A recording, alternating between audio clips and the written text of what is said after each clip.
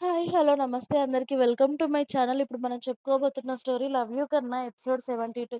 Story చదివే ముందు ఛానల్‌ని తప్పకుండా కొత్త వాళ్ళందరూ సబ్స్క్రైబ్ చేసుకొని, లైక్ చేసి, షేర్ చేయండి. అలాగే బెల్ ఐకాన్ ఆన్‌లో పెట్టుకోండి. స్టోరీస్ ముందుగానే చదవాలి అనుకుంటే మెంబర్‌షిప్ తీసుకోండి మీకు ఇంట్రెస్ట్ ఉంటే. జాను కూడా ఫ్రెష్ అయ్యి తన రూమ్‌లోనే కూర్చుంది. బయటకి రావాలి అనిపించక. కృష్ణ బయటకి వెళ్ళడం చూసిన సిరి జాను దగ్గరికి వచ్చి కూర్చుని తనతో నార్మల్‌గా మాట్లాడుతుంది. కానీ జాను ఏదో లోకంలో ఉండి అసలు సిరి మాటలు పట్టించుకోవడమే లేదు. సిరి జాను చెయ్యి మీద తన చెయ్యి వేసి తనని గట్టిగా పిలిచేసరికి అప్పుడు ఈ లోకంలోకి వచ్చేసి "హా సిరి" అంది. "ఏంటి జాను నువ్విలా అయిపోతే ఎలానే?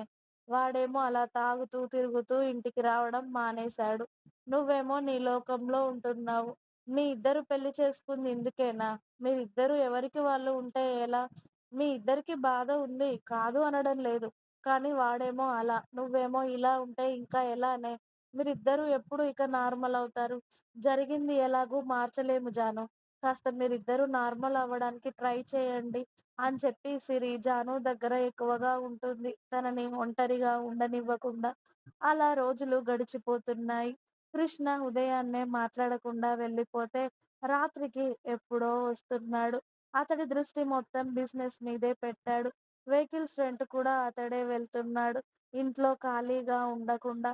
అసలు బిడ్డ పోయిన బాధ నుండి అతడు తేరుకోలేకపోతున్నాడు. కానీ దాన్ని అంగీకరించాలి కదా! పైగా జానుతో ఏం మాట్లాడాలో కూడా అతడికి అర్థం అవ్వడం లేదు.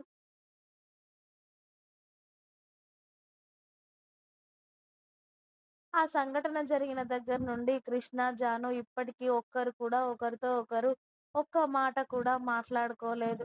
పైగా అక్కడ ఉన్న అందరికీ తెలిసిపోయింది జాను, కృష్ణకి పెళ్లి అయిపోయింది అని. నెల రోజుల తర్వాత ఒకరోజు కృష్ణ అర్ధరాత్రి ఇంటికి వచ్చాడు. ఆ రోజు కూడా వెహికల్ రెంట్‌కి వెళ్ళి జ్యోతి గారిని పిలుస్తూ ఉంటే జాను వెళ్ళి డోర్ ఓపెన్ చేసింది. జానుని ఓసారి చూసి కృష్ణ రూమ్‌లోకి వెళ్ళి ఫ్రెష్ అవ్వడంతో అతడి మొహాన్ని ఓసారి తేరిపారా చూసి కృష్ణకి భోజనం తీసుకురావడానికి కిచెన్‌లోకి వెళ్ళింది జాను. నెల రోజుల నుండి అతడి మీద అతడికి శ్రద్ధ లేకుండా అయిపోయింది. గడ్డం, జుట్టు పెరిగిపోయి మొహమంతా పీక్కుపోయి ఎలానో తయారైపోయాడు. కృష్ణ అసలు తింటున్నాడో లేదో కూడా తెలియడం లేదు ఆమెకి. ఆమెకైనా సిరి, జ్యోతి గారు బతిమిలాడి తినిపిస్తున్నారు కానీ, అతడు అసలు ఇంటికే రావడం లేదు. ఉదయం నుండి నైట్ వరకు బయట తింటున్నాడో లేదో కూడా తెలియదు. ఇక తను కాకపోతే ఎవరు చూసుకుంటారు తన భర్తని అని జాను భోజనం తీసుకొని వెళ్ళేసరికి కృష్ణ డ్రెస్ వేసుకొని అప్పుడే బెడ్ పైన కూర్చున్నాడు. జాను కూడా వెళ్ళి కృష్ణ పక్కన కూర్చొని తనకి అతడి సమక్షంలో దుఃఖం వస్తున్నా కూడా ఏడుపు ఆపుకుంటూ రైస్ ఇంకా కర్రీ కలిపి కృష్ణ పెదాల దగ్గర పెట్టింది తినమని. అది చూసి వద్దు అని తల అడ్డంగా ఊపాడు కృష్ణ.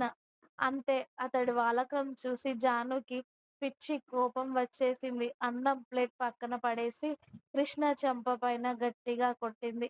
"అసలు నిన్ను నువ్వు చూసుకున్నావా కన్నా? మనిషిలాగా ఉన్నావారా నువ్వు? ఎందుకురా ఆల్రెడీ చచ్చిపోయిన దాన్ని ఇంకా చంపుతున్నావు? ఆల్రెడీ బిడ్డని పోగొట్టుకొని ఇంత బాధలో ఉన్నదాన్ని నువ్వు కూడా బాధ పెడుతున్నావు. నేను ఇలా కూడా బతకడం నీకిష్టం లేదా చెప్పు మరి? చచ్చిపోమంటావా నన్ను కూడా నీ బేబీ లాగానే" అనగానే కృష్ణ జానుని గట్టిగా హత్తుకుంటాడు. "అలా మాట్లాడకే. ఇప్పటికే బేబీ పోయిన బాధలో ఉన్నాను. నువ్వు కూడా అలా మాట్లాడి నన్నెందుకు బాధ పెడుతున్నావే" అంటాడు కృష్ణ కూడా కళ్ళల్లో నీళ్ళతో. "మరేం చేయమంటావురా? నీ బేబీకి ఎలాగో నేనంటే ఇష్టం లేదు. అందుకే నన్ను వదిలేసి వెళ్ళిపోయింది. ఇప్పుడు నువ్వు కూడా నన్ను పట్టించుకోవడం లేదు. ఇక నేనెవరి కోసం బతకాలిరా? మీ ఇద్దరికీ నేనంటే ఇష్టం లేదు కదా! అందుకే నాకు దూరం అవుతున్నారు" అని జాను గుక్కపట్టి ఏడ్చేసరికి కృష్ణ మనసంతా బాధగా అయిపోతుంది. "అలా అనకే. నా ప్రాణం పోయినా నిన్ను వదులుకోనే. కోపంలో 4 మాటలనేశాను. నాదే తప్పు. కానీ క్షమించవే. నిన్ను అంతలా బాధపెట్టాను. నా వల్లే ఇలా జరిగిందేమో అని నాకు ఇప్పటికే గిల్టీగా అనిపిస్తూ చచ్చిపోవాలి అనిపిస్తుంది జాను.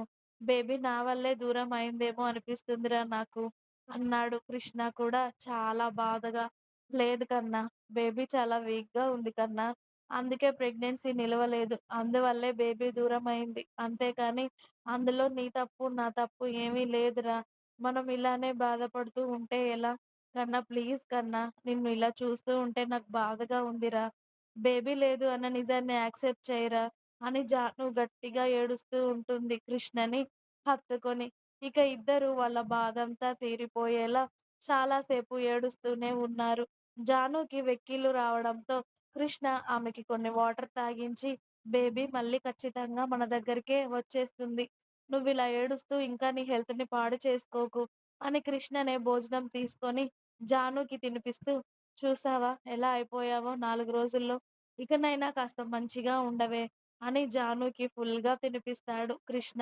"నేను తిన్నాను. అత్తయ్య తినిపించింది. నువ్వే అసలు రోజు తింటున్నావో లేదో చూడెలా అయిపోయావని" కృష్ణకి మళ్ళీ భోజనం పెట్టుకొని వచ్చి భర్తకి కడుపు నిండా తినిపిస్తుంది జాను. ఇంకా ఉంది. మీకు నా స్టోరీస్ నచ్చినట్టయితే ప్లీజ్ లైక్ చేయండి, షేర్ చేయండి. అలాగే ఛానల్‌ని తప్పకుండా కొత్త వాళ్ళందరూ సబ్స్క్రైబ్ చేయండి. Please subscribe my channel. Thanks for watching my video. By by. Please like, share and subscribe.